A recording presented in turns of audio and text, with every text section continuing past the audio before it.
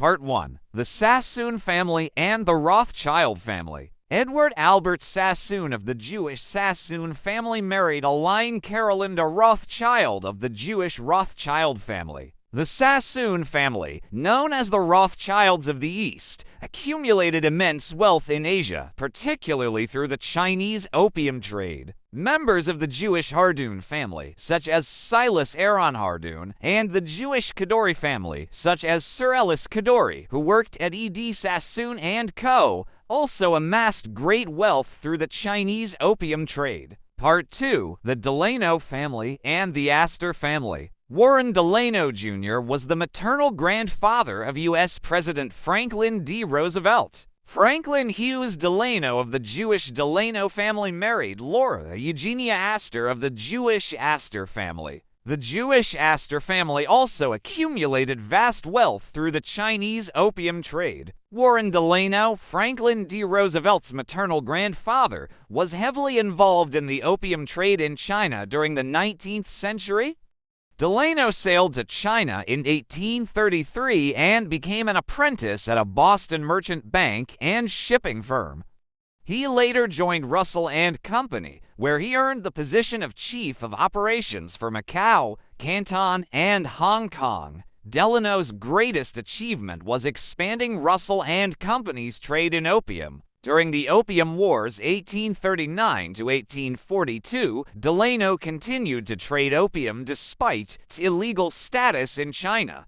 He defended the trade, stating that it was fair, honorable, and legitimate. Delano's involvement in the opium trade contributed significantly to his wealth, which he passed down to his descendants, including Franklin D. Roosevelt's mother, Sarah Delano. Delano first went to China at age 24 before the Opium War to work for Russell and Company, which had pioneered the China trade. By early 1843, Delano had prospered greatly in the Chinese opium trade, rising to become the head partner of the biggest American firm trading with China. The Astor family had significant involvement in China during the early 19th century, primarily through the opium trade.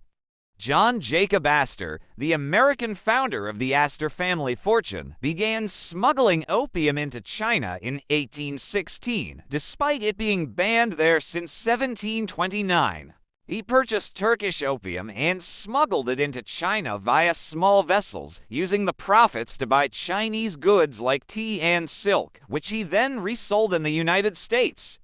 This lucrative trade contributed to the family's immense wealth. Part 3. Perkins family and Forbes family. Margaret Perkins of Jewish Perkins family married Ralph Bennett Forbes of Jewish Forbes family. Perkins family shifted their primary business interest from the slave trade to the opium trade in China, despite repeated bans on the addictive narcotic by the Chinese government.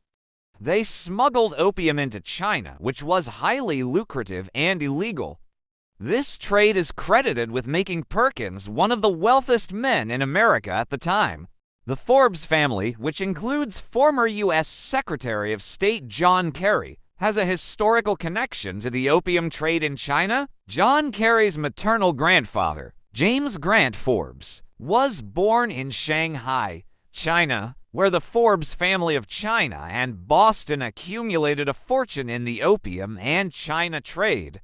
Additionally, John Kerry's great-grandfather, John Murray Forbes, and his brother Robert Bennett Forbes were involved in the China trade with Perkins & Co., where Robert Bennett Forbes had a more direct role in the opium trade. John Perkins Cushing, also a Russell and Company partner, had worked with the largest Chinese Hong merchant, Haokua, to establish an offshore base, part for Jewish Russell family, Russell and Company. At this anchored floating warehouse, Russell and Company ships would offload their opium contraband, then continue with their legal cargo up the Pearl River Delta to Canton. William Huntington Russell, a co-founder of the Skull and Bone Secret Society at Yale University,